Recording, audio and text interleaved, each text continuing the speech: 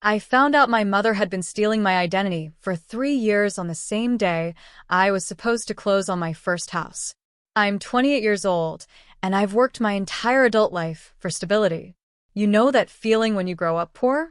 Not the kind of poor that's romanticized in movies, but the real kind, where you wear the same three outfits to school, where you learn to say you're not hungry at sleepovers, where the power gets shut off and your mom lights candles and calls it camping indoors. That was my childhood, and I swore that I would never live like that again. So I did everything right. I got a scholarship to community college, transferred to a state school, worked 2 jobs while getting my degree in accounting. I graduated with minimal debt. I lived in a cramped studio apartment with a roommate who smelled like old cheese. I brought lunch to work every single day in the same blue Tupperware container. I saved 20% of every paycheck, even when it hurt, even when my friends were going out and I had to say no, even when I felt like I was missing out on being young. By 27, I had $40,000 saved. $40,000. I had a credit score of 780. I had a stable job at a mid-sized firm. I had finally, applied for a mortgage and gotten pre-approved for a modest 3-bedroom house in a quiet neighborhood. It wasn't fancy, it needed work. The kitchen was stuck in 1987, and the carpets were a crime against humanity, but it was mine. Or it was going to be. My relationship with my mom had always been complicated. She raised me alone after my dad left when I was 4. She worked hard, I'll give her that, but she was never good with money. Never. There was always some crisis, some emergency, some reason why she needed to borrow $20, $50, $200. I helped when I could growing up, even as a teenager working at the mall. But when I went to college, I had to learn to say no. I had to create boundaries because if I didn't, she would drain me dry without even realizing it. She didn't take it well. There were tears, guilt trips, long voicemails about how I'd changed, how college had made me cold, how she sacrificed everything for me, and this was how I repaid her. But I held firm. I sent her money occasionally for her birthday, for Christmas, when she had a legitimate emergency, but I stopped being her personal ATM. We still talked every week. Surface-level stuff, mostly. She'd tell me about her job at the salon, about her coworkers' drama, about the stray cat she'd started feeding. I'd tell her about work, about my plans to buy a house. She seemed happy for me, proud even. She kept saying things like, "Look at you, baby, doing so well for yourself. I always knew you'd make it." I should have known something was wrong. The morning of my closing, I woke up at 6 a.m., too excited to sleep. I made coffee, triple-checked all my documents, put on my nicest blazer. My real estate agent, Patricia, had told me to expect a call from the mortgage company around 9 to confirm some final details. Standard procedure. Nothing to worry about. The call came at 8:47 a.m. "Miss Chen," the voice on the other end said. Professional, but there was something off in her tone. Something careful. "This is Rebecca from Summit Lending. I'm afraid we need to discuss some concerns that have come up regarding your application." My stomach dropped. Concerns? What kind of concerns? Well, we ran a final credit check this morning, as is standard practice, and we've discovered some significant discrepancies. It appears there are several accounts in your name that weren't disclosed on your application. Large accounts, with substantial delinquencies. The room tilted. That's impossible. I don't have any delinquent accounts. My credit score is 780. I'm afraid your score has dropped significantly, Miss Chen. According to our report, it's currently 542. 542. I couldn't breathe. That can't be right. There has to be a mistake. I'm looking at 3 separate personal loans in your name, totaling approximately $67,000. 2 are severely past due, and 1 has already gone to collections. There's also a credit card with a $15,000 balance that's 4 months delinquent. Were you aware of these accounts? No. My voice came out as a whisper. No, I've never taken out any loans. I've never had a credit card balance that high. This has to be fraud. Someone stole my identity. That's certainly possible, Rebecca said, and I could hear the doubt in her voice. However, the applications for these accounts show they were submitted with your social security number, date of birth, previous addresses, and even your mother's maiden name as the security answer. The signatures on file appear to match your signature from your mortgage application. Someone forged my signature. I need to see these documents. I need. Miss Chun, I understand this is distressing, but until this is resolved, we cannot proceed with your mortgage. The loan has been denied. I'm very sorry. Denied. The word hit me like a physical blow. I'd spent years, working toward this moment, and now it was gone. Just like that. I hung up and immediately pulled up my credit report on my laptop. My hands were shaking so badly, I could barely type my password. When the page loaded, I just stared at it. Personal loan, $23,400. Opened March 2022. Last payment, none in 6 months. Personal loan, $28,750. Opened August 2022. Last payment, none in 8 months. Personal loan, $15,200. Opened January 2023. Currently in collections. Credit card, $14,850 balance. Opened June 2023. 4 months delinquent. The total was over $82,000. Someone had taken out $82,000 in my name, and I had no idea. I felt like I was going to throw up. I called the first lender, verified my identity, asked for the application details. The woman on the phone was sympathetic but firm. The loans had been taken out online, using my information, and sent to an address I'd lived at 4 years ago, my old apartment near campus. They'd even uploaded a copy of my driver's license. Who picked up the checks? I asked, my voice breaking. They were mailed to the address on file and signed for by someone named Linda Chen. Linda Chen. My mother. No. No, no, no. Not possible.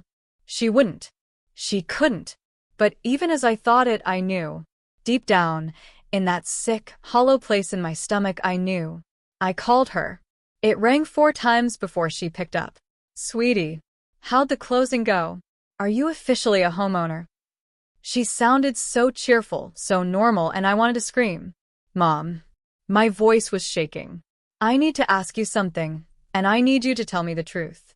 Her tone changed immediately. Defensive. What's wrong?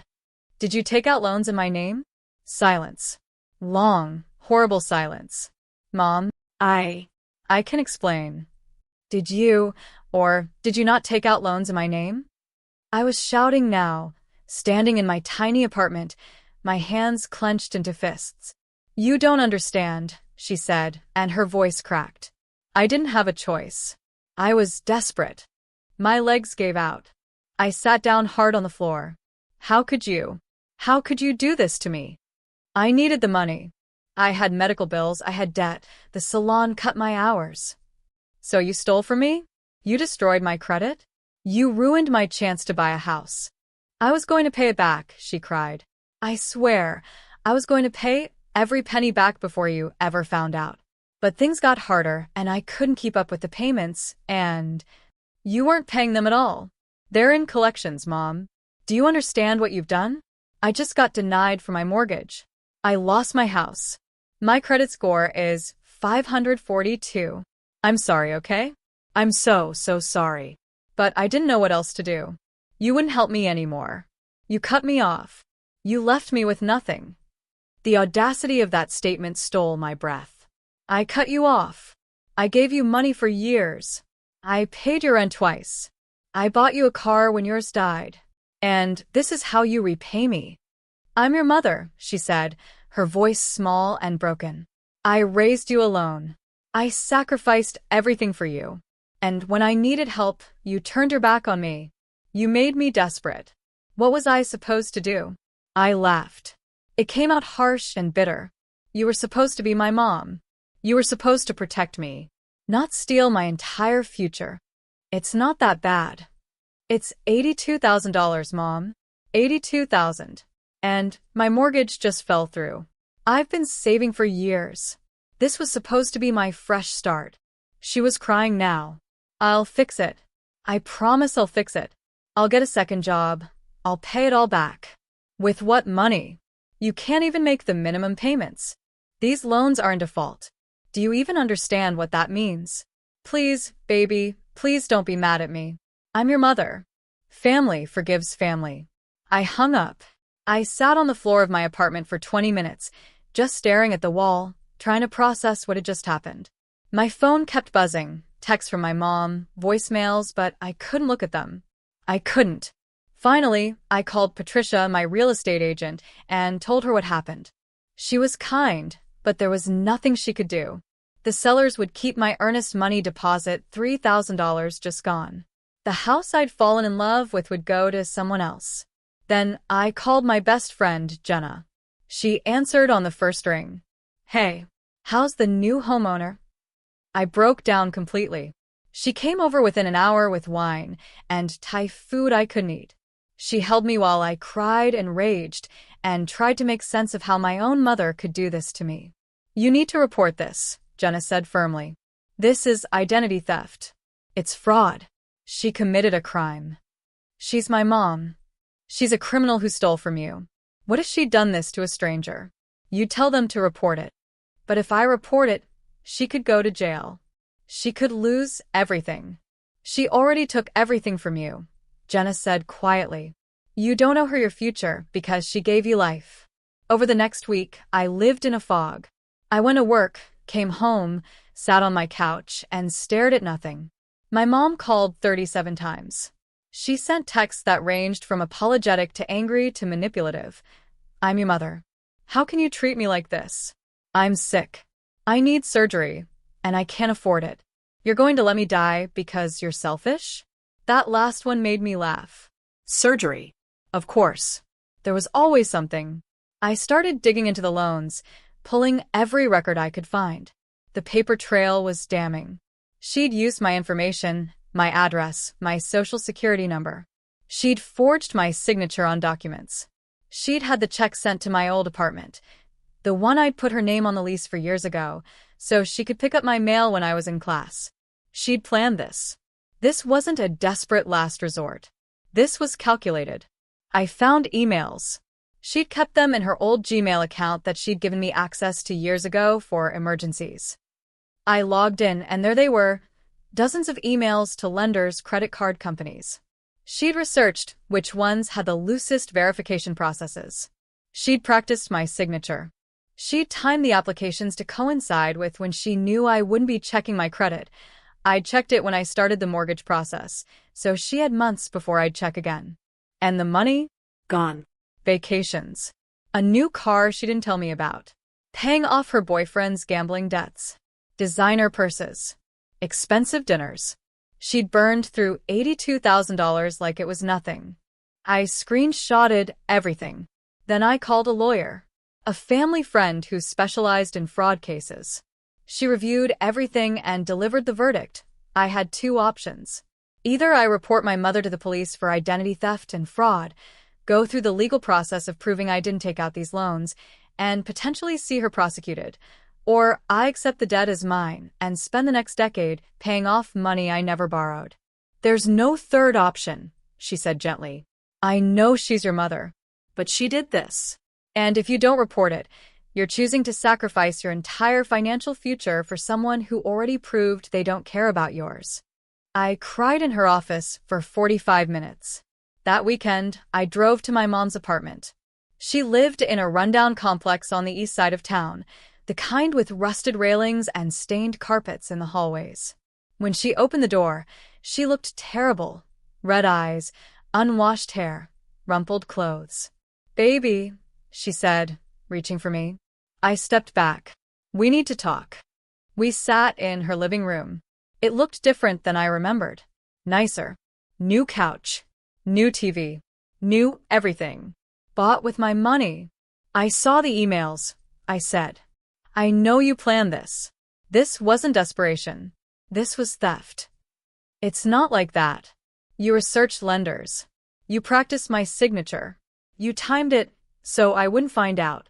You spent the money on vacations and your boyfriend and things you wanted. Not medical bills.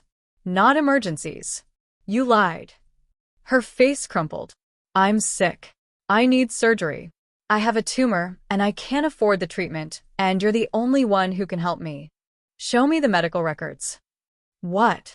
You're telling me you have a tumor and need surgery. Show me the paperwork. Show me the diagnosis, the treatment plan, anything. She looked away.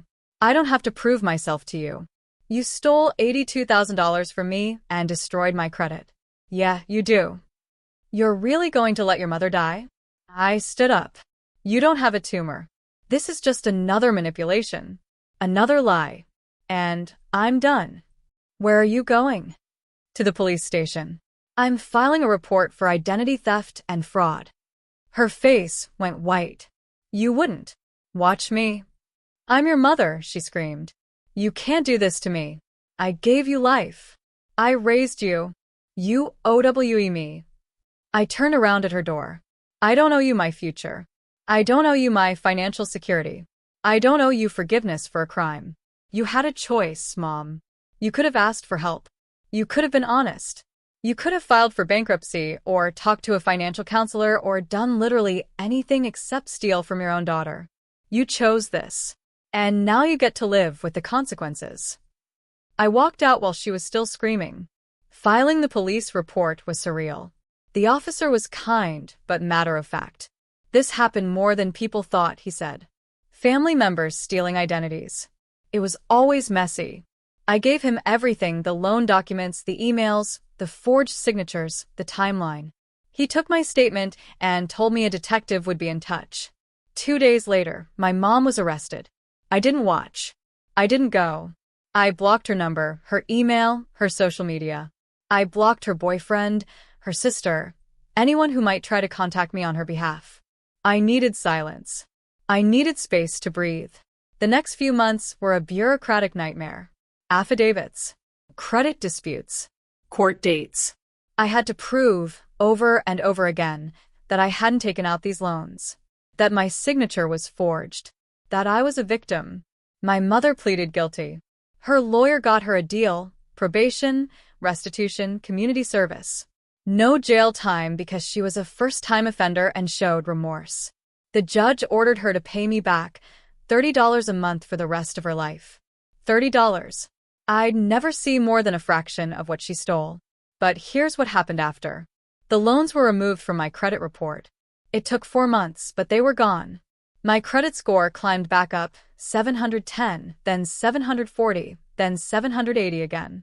I was whole, at least on paper. Patricia called me 6 months after everything fell apart. That house, she said, the one you wanted, it fell out of escrow. The buyers couldn't get financing. It's back on the market. I closed on it 3 weeks later. I got promoted at work.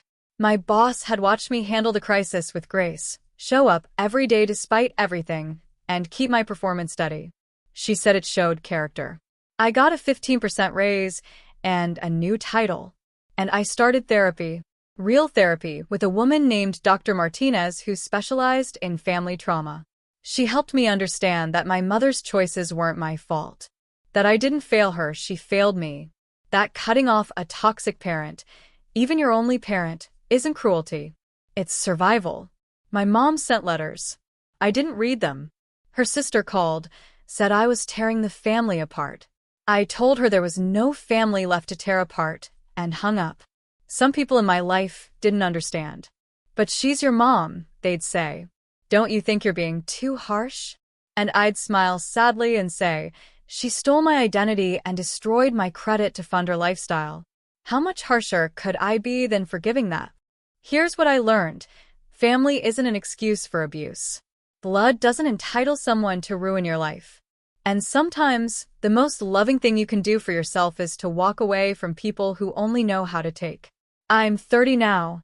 I'm sitting in my living room in my house that I bought with my money and my hard work. The kitchen is renovated. The carpet is gone. There are plants on the windowsill and pictures on the walls, and a life I built from scratch after someone I loved tried to burn it all down. I don't talk to my mother anymore. I don't know if I ever will. But I'm free. And that's worth more than any apology she could ever give me. Sometimes the price of peace is letting go of the people who taught you what chaos feels like. And sometimes the greatest act of love you can perform is choosing to love yourself more than you love someone who only knows how to hurt you.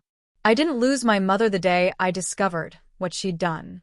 I lost her long before that. Every time she chose herself over me, every time she made me responsible for her choices, every time she taught me that my worth was measured by what I could give her. The day I filed that police report, I didn't destroy our relationship. I just finally admitted it was already gone.